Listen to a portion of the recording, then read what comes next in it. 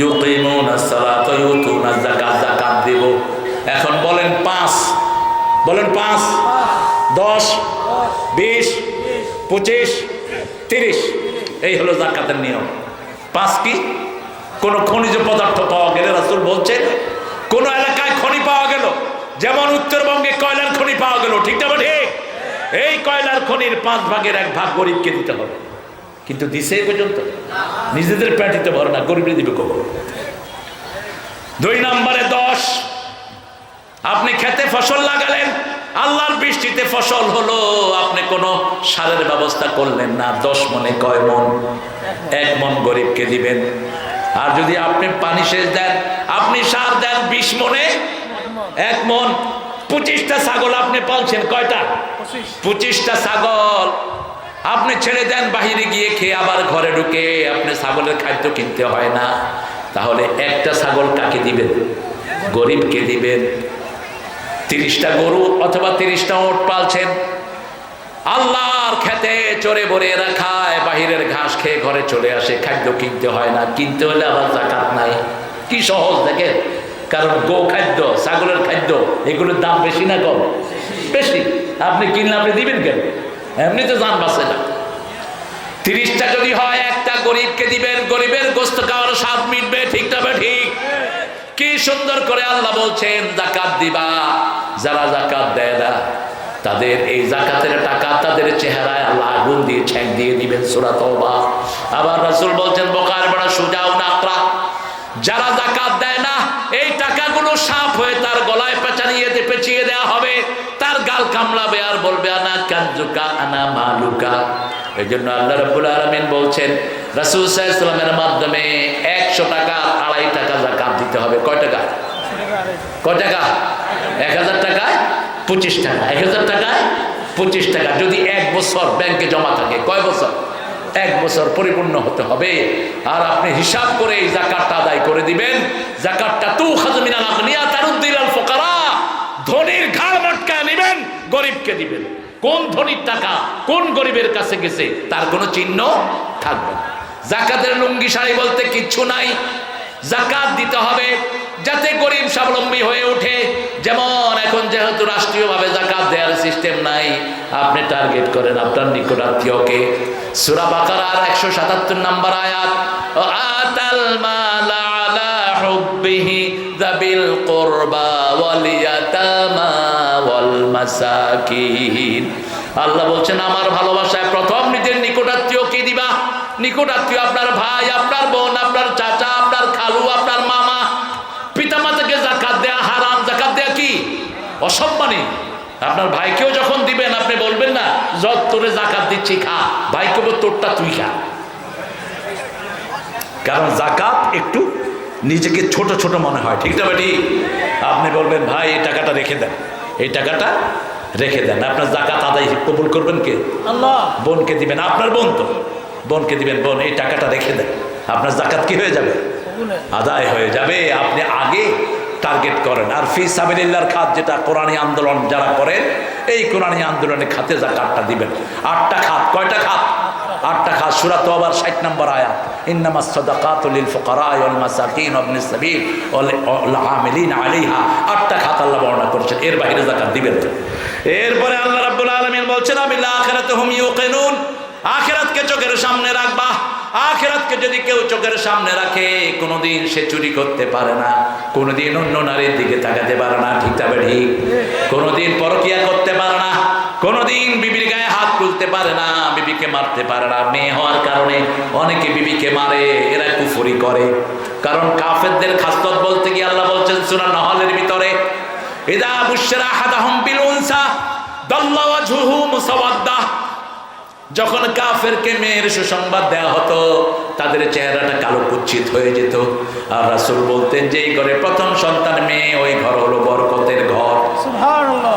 3টা মেয়ে যেই ঘরে আছে, দিনদার বানিয়ে দিনদার ছেলের কাছে পাত্রস্থ করা হয়েছে। রাসূল বললেন ওই পিতামাতা এইভাবে আমার সাথে জান্নাতি হয়ে যাবে।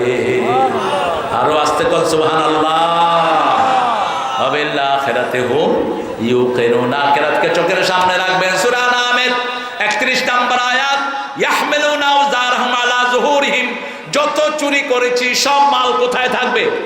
ঘাড়ের উপরে থাকবে। কিয়ামতের ময়দানে সব মাল আল্লাহ ঘাড়ে উঠিয়ে দিবেন। ঘাড়ে করে এই মাল নিয়ে আল্লাহর দরবারে উঠতে হবে। আল্লাহ রাব্বুল আলামিন এই কয়টা কাজের কথা বলে বললেন, উলাইকা আলা হুদাম মির রাব্বিহিম ওয়া উলাইকা হুমুল মুফলিহুন। নামাজ কায়েম করবে, যাকাত দিবে, আখিরাতকে চোখের সামনে রাখবে, এদেরকে হেদায়েত দান করবেন কে? আল্লাহ।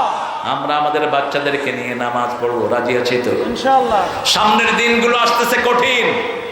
এই নামাজ কায়েমের জন্য যদি বুকের রক্ত দিতে হয়, রাজি আছো মুসলমান? হাত তুলে দেখিয়ে দাও। নিয়ত করেন, আপনারা দিয়ে যাবেন। আল্লাহুম্মা আমিন। লা ইলাহা ইল্লা হুয়াল হালিম সুবহান রাব্বিল আরশিল আযীম। আল্লাহুম্মা সাল্লি ওয়া সাল্লিম আলা নাবিয়িনা মুহাম্মদ ওয়া আলা আলিহি ওয়া সাহবিহি ওয়া বারিক ওয়া সাল্লিম। রব্বানা যালামনা আনফুসানা ওয়া ইন লাম তাগফির লানা ওয়া তারহামনা লানাকুনান্না মিনাল খাসিরিন। রব্বানা আতিনা ফিদ দুনিয়া হাসানাহ ওয়া ফিল আখিরাতি হাসানাহ ওয়া কিনা আযাবান নার। ربنا وآتنا ما وعدتنا على رسلك ولا تخزنا يوم القيامة إنك لا تخلف الميعاد। হাফেজ ছাত্রদের দস্তের বন্দি উপলক্ষে বিশাল তাফসিরুল কোরআন মাহফিলে লক্ষ জনতা নিয়ে আপনার কাছে ভিক্ষার হাত তুলেছি। আল্লাহ তারাগঞ্জ, পালাগঞ্জ, হাজিপুর, কি সুন্দর হাজিদের নামের সাথে মিলানো এই মাদ্রাসা থেকে, নীলফামারীর এই প্রান্ত থেকে আপনার কাছে ভিক্ষার হাত তুলেছি। আমাদের জীবনের গুনাহগুলো মাফ করে দেন। আজকের নামাজ, আজকের রোজা সহ সারা জীবনের সওয়াবগুলো কবুল করে দেন। তার হাদিয়া সমস্ত আম্বিয়া কিরামের আরওয়াহ মোবারকে পৌঁছায়া দেন। বিশেষ করে যেই নবী আলাইহিস সালাম সারা জীবন উম্মতি বলে কেঁদেছে, সেই নবীর রওজায়ের সওয়াব পৌঁছিয়ে দাও। এ পর্যন্ত যত মুমিন মুমিনাত, মুসলিম মুসলিমাত কবরের বাসিন্দা হয়েছে, সবার আরওয়াহে সওয়াব পৌঁছিয়ে দাও। বিশেষ করে আমরা যারা এখানে বসে আছি, অনেকের মা দুনিয়াতে নাই, অনেকের বাবা দুনিয়াতে নাই। বুকের চামড়া দিয়ে জুতা বানালেও পিতামাতার হক আদায় হয় না। পিতামাতার কবরকে জান্নাত বানায়া দাও, বেহেশতের পোশাক তাদের গায়ে পরায়া দাও। যাদের পিতামাতা বেঁচে আছে, হায়াত দারাজ করে দাও, নেক আমলের তৌফিক দাও। রব্বির হামহুমা কামা রাব্বায়ানা সগীরা। এই মাহফিল আয়োজন যারা করলেন, কষ্টার্জিত পয়সা থেকে যারা দিলেন, দূর দূরান্ত থেকে যারা ছুটে আসলেন কিয়ামতের কঠিন ময়দানে, এই মাহফিল আমাদের জন্য নাজাতের উসিলা বানায়া দিও। এই মাহফিল উসিলায় আজকের প্রধান অতিথি আনিসুর রহমান লিটনকে তুমি কবুল করে নাও। সভাপতি হাজার আলমের উস্তাদ মাওলানা রফিকুল ইসলাম হুজুরকে তুমি কবুল করো। সহ সভাপতি জনাব রফিকুল ইসলাম সাহেবকে তুমি কবুল করো। আল্লাহ, আমার আগে সুন্দর আলোচনা মাওলানা ইদ্রিস আলী জিহাদি করেছেন, তাকে তুমি কবুল করো। তার স্ত্রীকে সম্পূর্ণ সুস্থ করে দাও। মাওলানা মোহাম্মদ মবিনুল হক হাসানিকে তুমি কবুল করো। সাঈদ পঞ্চগড়িকে তুমি কবুল করে দাও। সাঈদের ছেলেটাকে সাদ বিন আবু ওয়াক্কাস রাদিয়াল্লাহু আনহুর মতো কবুল করো। আল্লাহ, আমার যত যুবক হাত তুলেছে হামজার মতো কবুল করো। আমার যত যুবতীরা হাত তুলেছেন মা আয়েশা সিদ্দিকা রাদিয়াল্লাহু আনহার মতো কবুল করো। আমার যত মুরব্বীরা হাত তুলেছেন আবু বকরের মতো কবুল করো।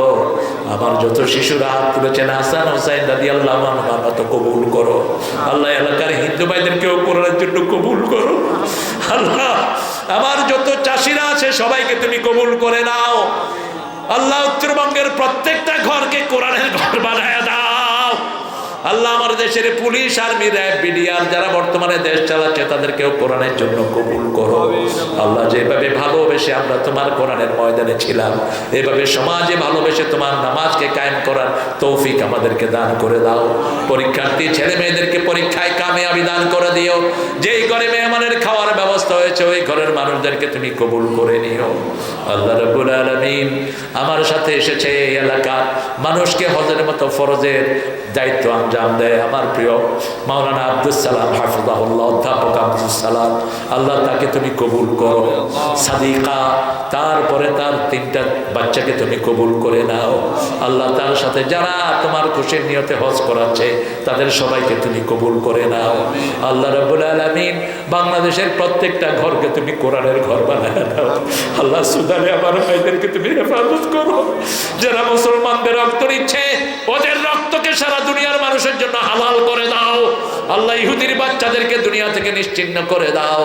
আল্লাহ জানি না কার জানাজার কাপড় দোকানে এসেছে, জানি না কার জীবনের শেষ মুনাজাতে শাহাদাতের মওত আমাদের নসিব করে দিও। এই মাদ্রাসাখানাকে মসজিদ নববীর মতো কবুল করে নিও। এই মাদ্রাসার যত ছাত্র, যত গার্জিয়ান সবাইকে তুমি কবুল করো। যারা গার্জিয়ানদেরকে, ছাত্রদেরকে লজিং রাখে তাদেরকেও কবুল করো। আল্লাহ তার সাথে বাংলাদেশের সকল স্কুল কলেজ মাদ্রাসাগুলোকে দিনের মারকাজ বানায়া দাও। মৃত্যুর সময় আমাদের সবার জবানে জারি করে দিও লা ইলাহা ইল্লাল্লাহু মুহাম্মাদুর রাসূল।